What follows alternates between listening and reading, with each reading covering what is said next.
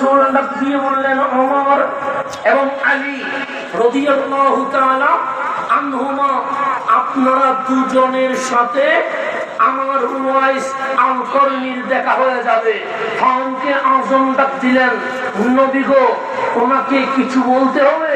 আমার রাসূল বলে, বলার দরকার নাই, নাকের ঘ্রাণ নিয়ে বুঝে যাবে নবীর সাহাবী ওয়াইস আল-কারনীর ঘরে চলে গেছে, পরিচয় দেওয়ার দরকার নাই। আমার রাসূল বললেন, ওমর, আমি নবীর পক্ষ থেকে শুধু একটা জিনিস আমার ওয়াইস আল-কারনীকে বলবা। ফারুকে আযম বলে, কি বলতাম? সে বলবা, আমি নবী বলেছি ওয়াইস আল-কারনী যেন দুই হাত তুলে মাওলার দরবারে এই মুনাজাত করে, আল্লাহ যেন আমি নবীর উম্মতের জীবনের গুনাহ মাফ করে দিয়ে দেয়। গভীর মনোযোগ, আমার কথা একটু খেয়াল করবেন। আমি আটলান্টিক মহাসাগর থেকে আপনাকে নদীর মধ্যে আনার চেষ্টা করব। সেই জন্য আমি প্রত্যেকটা পয়েন্ট কোরআন সুন্নাহ থেকে আলোচনা করব। আমি আজ বড় ধন্য মনে করছি আমার দাদা যান যখন বললেন জিকিরের মধ্যে এমন শব্দ ইউজ হয় যেটা আমিও বুঝতে পারি না কি বলে, তাহলে বোঝা যাচ্ছে চতুরা দরবার শরীফের সাথে বান্দামির কোনো সম্পর্ক নেই। আলহামদুলিল্লাহ, আমি আজ মুগ্ধ হয়েছি, আনন্দিত হয়েছি। কেন? সারা বন্ধ, তারা সুন্নি নয়, তারা সুন্নি, তারা কখনো বন্ধ হতে পারে না। এখন গভীর মনোযোগ, আমি সেখানে যাচ্ছি, সেখানে চলে যা। চতুরা দরবার, কোরআন সুন্নাহ দরবার, দলিলের দরবার, আউলিয়া কেরামের মুহাব্বতের দরবার। কথা ঠিক আছে না? এখানে কোরআন সুন্নাহর আলোচনা হবে না এর বাইরে কোনো কথা হবে? এর বাইরে কথা বলার কোনো দরকার? এখন গভীর মনোযোগ, ফারুকে আযম দামি না অদামি? বেশি না কম? কেমন বেশি জানেন? একটা হচ্ছে নিচে আসা, আরেকটা হচ্ছে নিয়ে আসা। নিজে আসার চেয়ে নিয়ে আসা এটা বড় দামি। ফারুকে আযম এমন জাত যাকে আমার রাসূল আল্লাহর কাছে মুনাজাত করে ফারুকে আযমকে ইসলামের জন্য কবুল করে নিয়েছেন। তাই তো গভীর মনোযোগ করবেন। ফারুকে আযম দামি না দামি? বেশি না কম? বেশি। আমার রাসূল বলছে, আমি যদি নবুয়তের দরজায় তালা না দিতাম, আমি যদি শেষ নবী না হইতাম, তাহলে আমার ওমর নবী হয়ে যেত। ফারুকে আযম দামি না আদামি? বেশি না কম? যিনি মোনাজাত করলে কোরআনের ওহী নাযিল হয়, যে রাস্তা দিয়ে হাঁটলে শয়তান ওই রাস্তা দিয়ে যায় না। আমার রাসূল বলছে, আমার দুইটা মন্ত্রী আসমানে আছে আর দুইটা মন্ত্রী জমিনে আছে। একটার নাম আবু বকর, একটার নাম ওমর ইবনুল খাত্তাব। আমার আবু বকর নরম, ইব্রাহিম খলিলুল্লাহর গুণ পেয়েছে। আমার ওমর গরম, মুসা কালিমুল্লাহর গুণ পেয়েছে। দামি না দামি? উনি সাহাবী রাসূল, খলিফাতুল মুসলিমিন, আমিরুল মুমিনিন। তো উনি দামি না ওয়াইস আল-কারনী দামি? আমাকে ডিস্টার্ব না করলে হ্যাঁ এখন সুন্দর এটা তো শিবেন। আল্লাহুম্মা সাল্লি আলা সাইয়্যিদিনা নাবিয়ানা।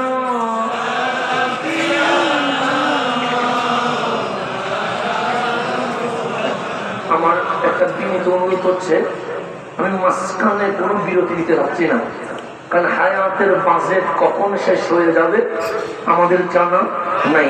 তো অল্প সময় আমাদের কাজে লাগানো দরকার আছে না? নাই? আমার ডানে বামে সামনে পিছনে 10 হাত 10 হাত যদি কোনো ডিস্টার্ব না করা হয় আমি বেশি খুশি হব। কেন? লক্ষ মানুষ জামায়াত হওয়ার নাম মাহফিল নয়। একজন নবী প্রেমিক বেনামাজি থেকে নামাজি হওয়ার নাম মাহফিল। হেদায়েতের নাম কি?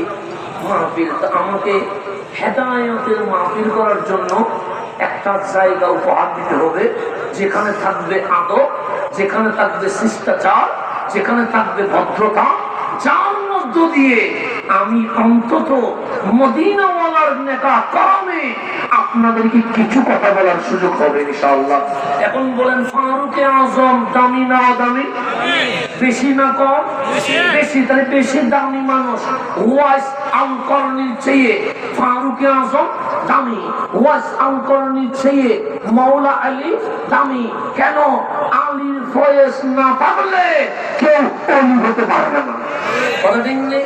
সেই জন্য আপনি যখন সিলসিলা দেখবেন, দেখবেন উপরে গিয়ে মাওলা আলী আছে, মাওলা আলী নাই, এরকম কোন সিলসিলা নাই। কেন? আমার রাসূল থেকে বেলায়েতের ফয়েজ যিনি ডাইরেক্ট নিয়েছেন ওনার নাম মাওলা আলী রাদিয়াল্লাহু তাআলা। এটা একটু বলে ফেলবো কিভাবে ফয়েজটা নিয়েছেন, বলে ফেলবো, একটু বলে ফেলি কেমন? আমার রাসূলের বয়স 53 বছর। আল্লাহ বললেন হাবিব মুসলমান কত? হাবিব গনিয়া দেখে 700। আল্লাহ ডাক দিয়ে বললেন হাবিব গনে কি দেখা হয়েছে? সাহাব দেখা হয়েছে। কত? 700। আল্লাহ ডাক দিয়ে বললেন হাবিব যারা চিনবার তারা আপনি নবীর কদমে এসে গেছে, যারা চিনবার নয় তারা আর কদমে আসার সুযোগ নাই। যে আবু জেহেল দেখলেও চাঁদ দুটুকরো হয়ে গেছে, ইমান আনে নাই, সূর্য উঠে গেছে, ইমান আনে নাই, কদম মেরাজে চলে গেছে, ইমান আনে নাই, বন জঙ্গলের বাঘ সিংহ হাতি নবীর কদমে সিজদায় লুটিয়ে পড়েছে, ইমান আনে নাই, মেঘমালা জমিনে নেমে আমার নবীর ছায়া দিতে লাগলো, ইমান আনে নাই। হঠাৎ আবু জেহেল আসলেন, আমার রাসূলকে বললেন আপনি কি নবী? আমার রাসূল বলেন তুমি কি মস্কারি করছো, তুমি কি ঠাট্টা করছো? আমি যদি নবী না হয়ে এই জমিনে নবী হবে কে? যিনি আঙ্গুল তুললে চাঁদ টুকরো হয়ে যায়, যিনি হাত তুললে সূর্য উঠে যায়, যিনি কদম তুললে মেরাজ হয়ে যায়, যিনি জঙ্গলে ঢুকলে বা সিংহ হাতি হিংস্র হওয়ার পরেও নবীর কদমে মাথা ঝুঁকায়া দেয়। আমি যদি নবী না হয় নবী হবে কে? আবু জেহেল বললেন দেখি বলেন হাতের ভেতরে কি আছে? আমার রাসূল মিটি মিটি হাসে। আবু জেহেল বলে আরে বলেন তো হাতের ভেতরে কি আছে? আমার কামলিওয়ালা বললেন আবু জেহেল প্রশ্নটা কি মানায়? তোমার সামনে আমি চাঁদ দুটুকরো করেছি, তোমার সামনে আমি সূর্য তুলেছি, তোমার সামনে আমি মেরাজে গিয়েছি, কঠিন কাজ করে ফেলেছি, আর তুমি বলো হাতের ভেতরে কি? আরে আমি নবী উপরে যেমন দেখি ভেতরেও তো তেমন দেখি। তোমার জন্য কঠিন কিন্তু আমার জন্য কঠিন নয়। আমার নবী বললেন একটু তোমার কঠিন করে দেই। আবু জেহেল বলে কি কঠিন করবেন? তুমি চাইলে দুইটা থেকে যে কোনো একটা নিতে পারো। আমি কি বলে দিব তোমার হাতের ভেতরে কি আছে, নাকি তোমার হাতের ভেতরের জিনিস বলবে আমি কে? আবু জেহেল এখন মিটি মিটি হাসতেছে। আমার রাসূল বলে লিমা সাকাতা, হে আবু জেহেল হাসিস কেন? আবু জেহেল বলে হাতের ভেতরে মশা নাই। আমার নবী বলে জানি। মাছি নাই। আমার নবী বলে জানি। টাকা নাই। আমার নবী বলে জানি। যেটা আছে এটারে আগুনে দিলেও কথা বলতে পারবে না। কামলিওয়ালা হাসি দিয়ে বলে পক্ষে যেটা অসম্ভব নবী তো তারে কয় তুমি অসম্ভবরে সম্ভব করে দিতে পারে। তোর হাতের ভেতরের জিনিস কথা বলবে না, কিন্তু আমি নবী বললে কথা বললে। আবু জেহেল বলে বলুক তো আপনি কে? আমার রাসূল আঙ্গুল তুলে বললেন ইয়া হাজার, হে পাথর বল বল মান আনা, আমি কে? পাথর হাতের ভেতর থেকে বলছে আনতা হাবিবুল্লাহ, আপনি তো আল্লাহর হাবিব, এই জমিনে এসেছেন লিইখরিজান নাস মিনাস যুলুমাতি ইলান নূর। আল্লাহর বান্দা জাহান্নামে চলে যাচ্ছিল, রহমতের নবী এসে আল্লাহর বান্দারে বুকে লাগায়া উম্মত বানায়া জাহান্নাম থেকে তুলে জান্নাতে নিতে চলে এসেছে। এখন বলেন পাথর নবী চিনছে কি চিনে না? আবু জেহেল পাথর ফেলে দিয়েছে, ফেলা মাত্র পাথর নবীর কদমে পড়ে গেছে। ভালোবাসা কারে কয়? পাথর চলে গেছে নবীর কদমে, কিন্তু আবু জেহেল এরপরেও ঈমান আনে নাই। আল্লাহ বলে হাবিব যারা ঈমান আনবার নয় তারা কখনো ঈমান আনবে না। কেন? আবু বকরেরও চোখ আছে, আবু জেহেলেরও চোখ আছে, চোখ সবার একরকম। আমি যদি আবু আপনারে বলি এটা কি? আপনার কি টিস্যু দেখতেছেন? এটা কালার কি? সবার কাছে সাদা। আমিও বললাম সাদা, আমার দাদা জানো বললেন সাদা, ওলামায়ে কেরাম বললেন সাদা, আপনারাও বলছেন সাদা। আমার নবী দাঁড়ানো, পিছনে 12 জন সাহাবী দাঁড়িয়ে আছে। আবু জেহেল আস্তে আস্তে বললেন, ইয়া মুহাম্মদ কম, হে মুহাম্মদ দাঁড়াও। আমার রাসূল বলেন, কিছু বলবানি? আবু জেহেল বলেন, হ্যাঁ বলবো। এই জমিনে অনেক বিশ্রী বিশ্রী জিনিস দেখেছি, কিন্তু আপনি নবী ছেড়ে দিচ্ছি, আমি আবু জেহেল আর কিছু দেখিনি। আবু জেহেলের সব বলছেন নবী কবি, সুন্দর নয়, অসুন্দর। আর এক পলকে দাঁড়িয়ে আছে আবু বকর, ডানেও তাকায় না, বামেও তাকায় না, পিছনেও তাকায় না, আমার নবীর দিকে তাকিয়ে আছে। আমার রাসূল বলে, আজ কি হলো? আবু জেহেল আমার দেখে কমেন্টস করেছে আমি নাকি বিশ্রী। আমার আবু বকর আমার দিকে তাকিয়ে আছে। আবু বকর তুমি কি দেখো?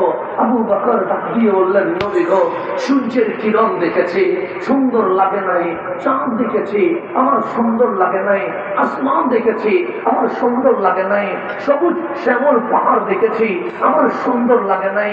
সেই চোখ যখন কামলিওয়ালা রাসূলকে দেখেছে, আমার চোখ বলছে আবু বকর আমার নবীর চেয়ে সুন্দর আল্লাহ আর কিছু বানাই নাই।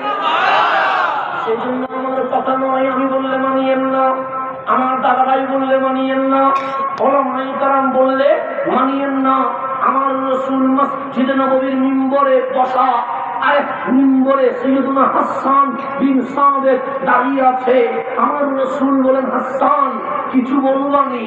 হাসান বলে, শের গাইবো, নাতে রাসূল গাইবো, আমার নবীর সানাখান করব।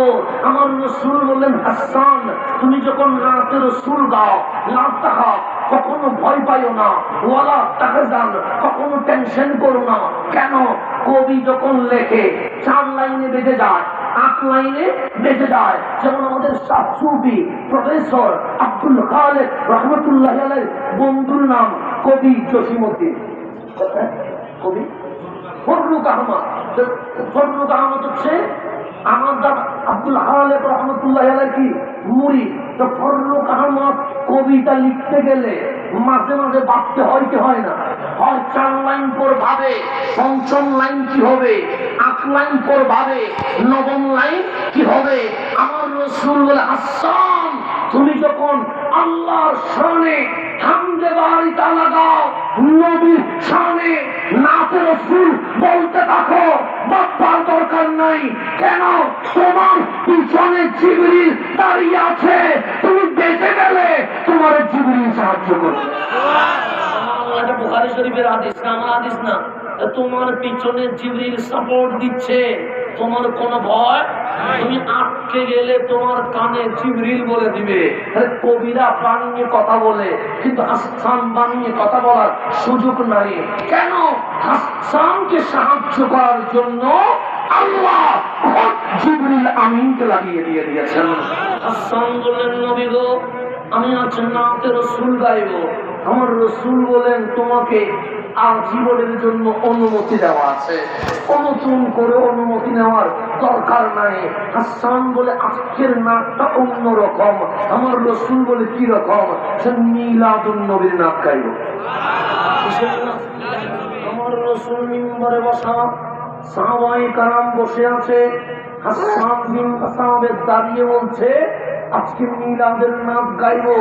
আমরা মিলাদ খুঁজি পাই না, আপনি মিলাদ খুঁজিবেন না। আর নবীর জলসায় হাসান বিন সাবিত মিলাদুন নবীর নাচ গাওয়া শুরু করে দিয়েছেন। হাসান বলছেন, ওয়া আজমালু মিনকা লাম তারাহু কাত্তু আইনিন। এই 2 চোখ সূর্যের কিরণ দেখেছে, চাঁদের হাসি দেখেছে, তারকারাজির ঝিকিমিকি দেখেছে, ওই পাহাড়ের বিশালতা দেখেছে, সমুদ্রের সুন্দর ঢেউ দেখেছে, সবুজ শ্যামল পাহাড়ের ছায়া দেখেছে। কিন্তু যেদিন আপনারে দেখেছে, হাসানের চোখ বলছে, ও আজমালু মিনকা লাম তারাহু কাত্তু আইনিন। আমার এই 2 চোখ নবীর চেয়ে সুন্দর আর কিছু দেখে নাই। তারপর কি বলছে জানেন? আতিয়াবু মিনকা লাম তালিদুন নিসা। মিলাদুন নবীর আলোচনা করছে। নবী গো, কত মা রাষ্ট্রপতি জন্ম দিয়েছে, কত মা প্রধানমন্ত্রী জন্ম দিয়েছে, কত মা সচিব, আমলা, এমপি, মন্ত্রী